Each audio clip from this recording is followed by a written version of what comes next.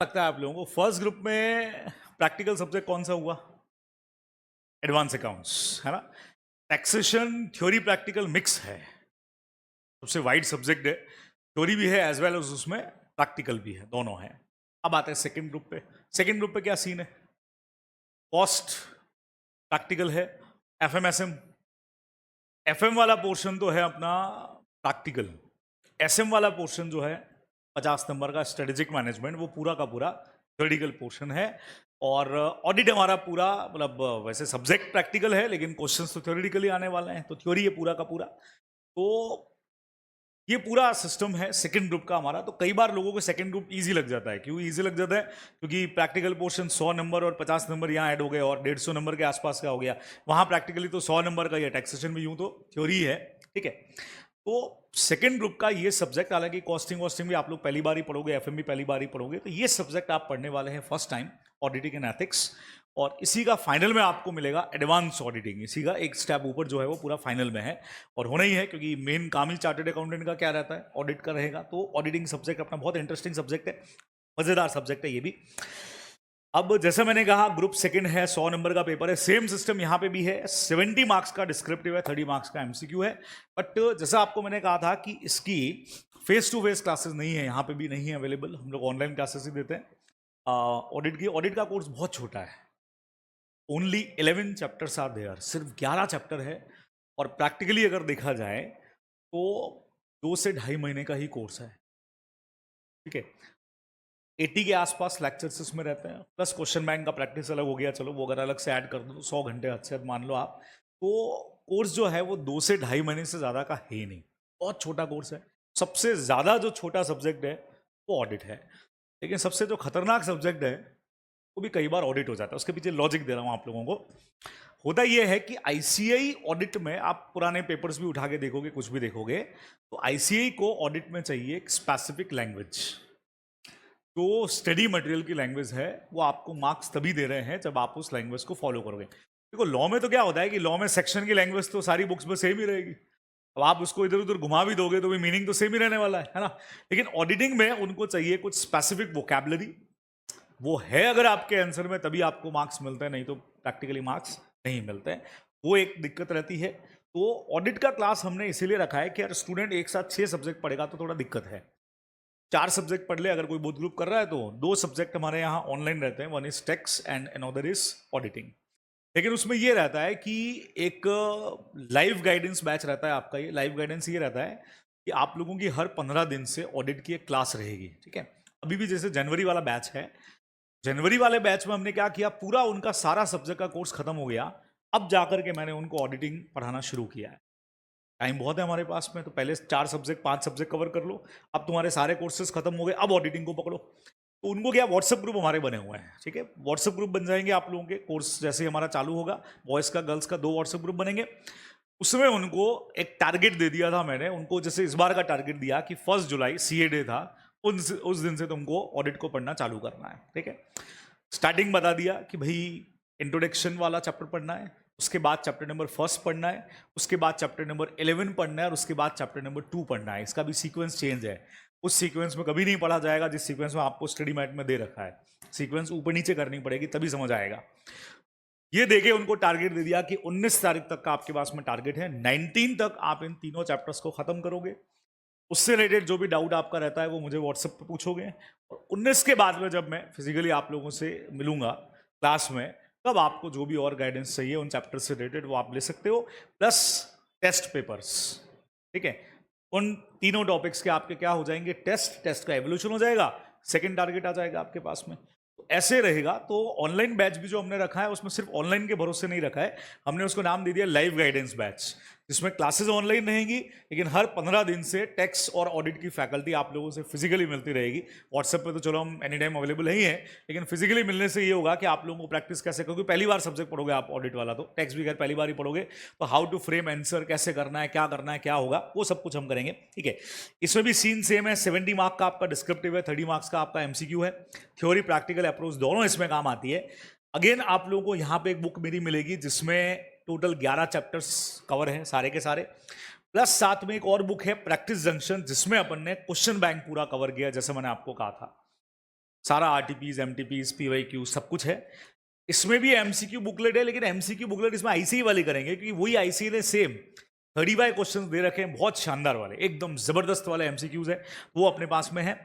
Then कई बार हम लोग क्या करते हैं कि बीच बीच में पिछले एक आध बैच में तो जरूरत पड़ी नहीं हमको, अदरवाइज कई बार क्या करते हैं, जैसे इस बैच में प्लान है हमारा, कुछ ऑडिटर्स को भी बुलाएंगे यहाँ पे। जैसे एक चैप्टर अपना आएगा बैंक ऑडिट का, ये बहुत इंटरेस्टिंग चैप्टर है, चैप्टर बहुत बाद में आएगा 10th वाला। उसमें हमने बैंक ऑडिटर को बुला दिया यहाँ पे, जो मेन बैंक्स के कई बार ऑडिट कर रहे होते हैं। उससे बेनिफिट ये होता है कि आप लोगों को प्रैक्टिकल अप्रोच थ्योरी के साथ साथ पता लग जाए कि हाँ बैंक ऑडिट में ऐसा होता है। अभी क्या होता है कि ऑडिटिंग अभी तो करोगे नहीं तुम, अभी जो लोग इंटर में पास हुए ना, लिंक्डइन पे उनके देखता हूँ मैं स्टेटस आजकल, तो वो लोग सब अभी ऑडिट के बारे में लिख रहे हैं। जितने पुराने स्टूडेंट हैं जिन्होंने अभी इंटर पास किया, नया नया आर्टिकलशिप ज्वाइन किया है, और सब लोग लिख रहे हैं अपने ऑडिट के एक्सपीरियंसेस के बारे में कि हाँ अब तक हमने थ्योरी पढ़ा था, ऐसे ऐसे ऐसे होता है। कल ही एक जने का मैं देख रहा था, तो अब वो लिख रहे हैं अब हमने प्रैक्टिकल करके देखा है कि हाँ ऐसे ऐसे ऐसे ऐसे होता है। तो आपको प्रैक्टिकल अप्रोच तो अभी तो मिलेगी नहीं, वो मिलेगा कब, जब आप सीए इंटर के बाद आर्टिकलशिप में एंटर करेंगे, तो आपको प्रैक्टिकली पता लगेगा ऑडिट कैसा है। तो इसीलिए हम कुछ ऑडिटर्स को, कुछ चार्टर्स को बुलाएंगे, ताकि आप लोगों को थोड़ा सा आइडिया भी हो जाए, ठीक है। देन चलो, ये तो ऑडिट के बेसिक्स की बात होगी, थोड़ी सी भी बात करूंगा आप लोगों से। तो ऑडिट में भी वही चीज चाहिए कि आपको रिटन प्रैक्टिस बहुत चाहिएगा। फिर एक बड़ा डाउट कई बार बच्चों का ये भी आता है कि सर आप ऑडिट कैसे पढ़ा सकते हो, आप तो चार्टर्ड अकाउंटेंट हो ही नहीं बराबर से। तो सीधा सिस्टम है कि ऑडिट पढ़ाते हुए भी मुझे लगभग 10 साल के आसपास का टाइम हो गया है, और आप लोगों में से कई जनों को पता भी होगा, कई जनों को नहीं भी होगा कि सीए मैंने बेसिकली ड्रॉप कर दिया था। सीए का मेरा 3 साल का आर्टिकलशिप कंप्लीटेड है, सीए इंटरमीडिएट कंप्लीटेड है। फाइनल से पहले मैंने सीए लीव कर दिया था, क्योंकि मेरा ज़्यादा इंटरेस्ट सीए में था नहीं, ठीक है। कई क्लासेस में मैं बताता भी हूँ कि मेरा ज़्यादा इंटरेस्ट लॉ में डेवलप हो गया था, तो फिर मैं पूरा लॉ की तरफ चला गया। मैंने कहा नहीं यार, चार्टर्ड अकाउंटेंसी नहीं करना है मुझे। तो मेरा 3 साल का पूरा आर्टिकलशिप वगैरह कंप्लीट है, इसलिए मुझे लॉ ऑडिट का जो है वो स्पेसिफिक नॉलेज है पूरा। प्लस मेरा जो फ्रेंड सर्कल है पूरा, वो सारे चार्टर्ड सी हैं। हमारी जो फर्म्स हैं उसमें we have some chartered and some lawyers, ठीक है। जो भी डिस्कशंस हमारे होते हैं वो दोनों तरह के रहते हैं। जैसे ऑडिट है, ऑडिट हम पार्टनर्स हैं आपस में, जब पार्टनर हैं तो ऑडिट फॉर्म में क्या दिक्कत आ रही है लॉ से रिलेटेड, हमको क्या चाहिए ऑडिट से रिलेटेड, तो वो हमारे डिस्कशंस आपस में होते रहते हैं। इसलिए I have brief knowledge about auditing, auditing principles and सारी चीज़ें, इसलिए मैं कैपेबल हूँ इस सब्जेक्ट को पढ़ाने में भी, है ना। कई बार एक दिमाग में डाउट आता है सर कैसे पढ़ा सकते हैं, इस वजह से पढ़ा सकता हूँ मैं ये सब्जेक्ट भी। अब सवाल आता है यार, थोड़ी सी बात करेंगे, क्योंकि आप ये सब्जेक्ट पहली बार पढ़ रहे हैं, तो आपके हिसाब से व्हाट इज ऑडिटिंग है, थोड़ी सी बात करेंगे आज, है ना। लॉ में तो आज हमने पढ़ाई पे बात नहीं की ज़्यादा, इस पर थोड़ी सी बात करते हैं। अच्छा, इसमें भी सेम सिस्टम रहेगा। अगेन जैसे मैंने कहा, मेन बुक आपके पास है, क्वेश्चन बैंक आपके पास रहेगा, ऑडियो नोट्स रहेंगे, और उसके अलावा जैसे कहा मैंने 15 दिन से, मतलब 15 दिन एग्जैक्ट 15 दिन जरूरी नहीं है, टारगेट पे डिपेंड करेगा। जैसे इस बार मैंने जो 3 चैप्टर दिए उनको टारगेट में, क्योंकि छोटे छोटे चैप्टर है, बेसिक स्टार्ट कर रहे हैं, 19 दिन 15 दिन में खत्म हो जाएंगे। लेकिन पहली बार पढ़ेंगे वो लोग, तो मैंने उनको 4 दिन एक्स्ट्रा दिए हैं कि यार तुम 4 दिन एक्स्ट्रा लो, 17-18 तारीख के आसपास अपना टारगेट खत्म करके व्हाट्सएप पर रिपोर्ट करो कि यस सर खत्म हो गया है। फिर हम लोग उसके ऊपर एक लाइव बैच रखेंगे, देन उसके बाद अगला टारगेट टेस्ट देने के बाद फिर आगे शुरू करेंगे। ऐसा आपके हिसाब से ऑडिट क्या चीज होती है? हमारे सर हमको बहुत मस्त बात पढ़ाते थे, अब तो चलो आजकल कॉमन हो गया। मैं आपसे बात कर रहा हूं पहली बार जब मैंने ऑडिट पढ़ी 1998 में, मेरा सीए का जो एनरोलमेंट हुआ था, मैंने बीकॉम खत्म किया 1998 में, 1998 बराबर से। कई लोग तो पैदा भी नहीं हो गए आप लोगों में से, आप लोगों में कोई पैदा नहीं हुआ होगा आप लोगों में से। 1998 में पैदा हुआ क्या कोई? सवाल ही नहीं होता है बराबर से। तो सब आई थिंक 2005-6 आसपास उसके बाद वाले ही हैं, है ना। तो हमारे सर हमको बोलते थे कि बेटा देखो, अब 1998 में आप जानते हो कि ये बहुत बड़ी बात होती है, बेटा अगर तुमको लाइफ में ऑडी अचीव करनी है तो उसके लिए ऑडिट करना बहुत ज़रूरी है। आजकल तो चलो ऑडी BMW नॉर्मल चीज़ हो गई, 1998 की बात कर रहा हूँ, आज से 25-27 साल पहले ऑडी तो एक सपना ही होती थी। मारुति खरीद लो वही बड़ी बात है, ऑडी तो एक सपना है। तो हमारे सर बोलते थे बेटा सीए करो, अगर सीए करोगे तो तुम्हारे पास, सीए करोगे तो ऑडिट करना पड़ेगा, ऑडिट करोगे तो तुम्हारे पास बहुत जल्दी क्या आएगी, ऑडी आएगी। तो ऐसे हमको मोटिवेट करते थे वो। बेसिकली आपके हिसाब से यार ऑडिटिंग क्या होता है, बता सकते हो एनीवन? ऑडिटिंग क्या चीज़, क्या है ऑडिटिंग, बताओ भाई, एनीवन? क्या होता है ऑडिटिंग, करते क्या है इसके अंदर हम, बताओ, बोलो बोलो, जो भी मन में है बाहर निकालो।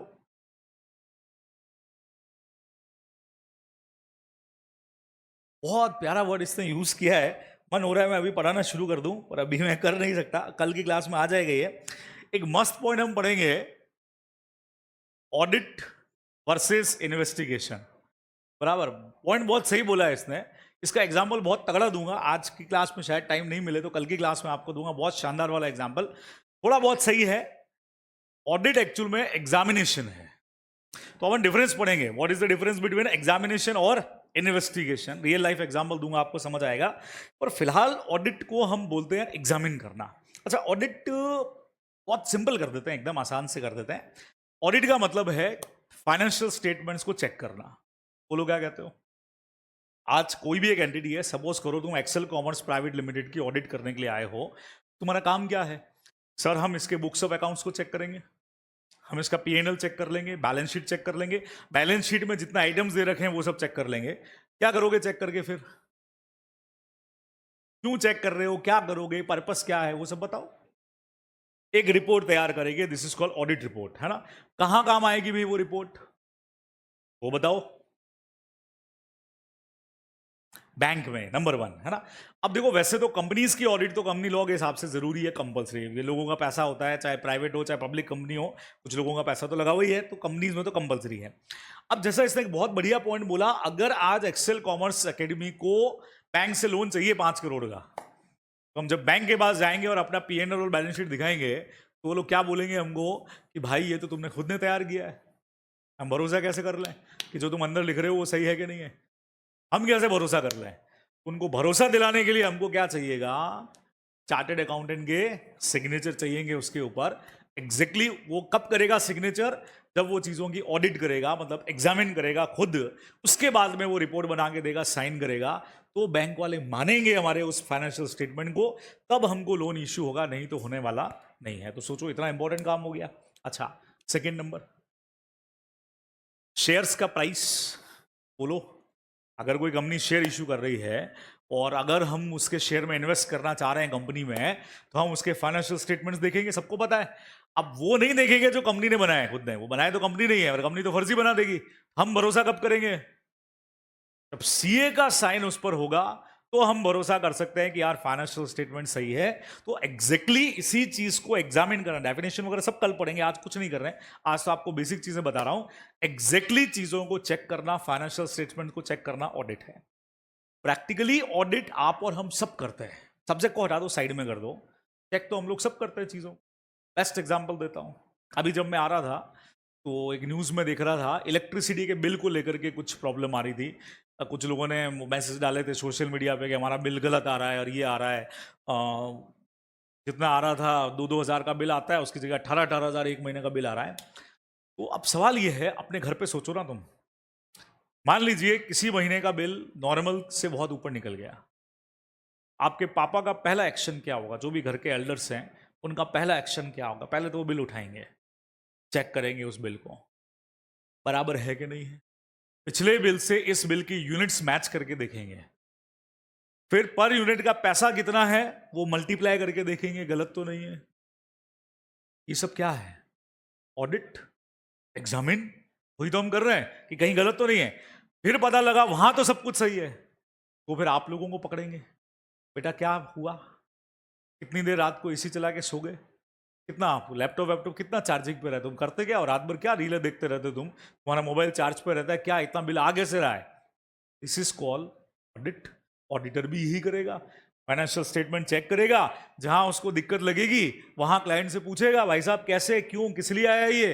एग्जैक्टली ऑडिटिंग है। दूसरा एग्जाम्पल देता हूं, रेस्टोरेंट में खाना खाने जाते हैं, 4-5-6 जने 10 जने हम लोग घर के खाना खाने के लिए गए, खाना खाने के बाद बिल देना होता है। मेरे ख्याल से आप लोगों को ये आइडिया होगा, हम जितने जने खाना खाने गए हों, उनमें से कोई एक जना तो ऐसा होगा जो बिल चेक करेगा। क्या कहते हो?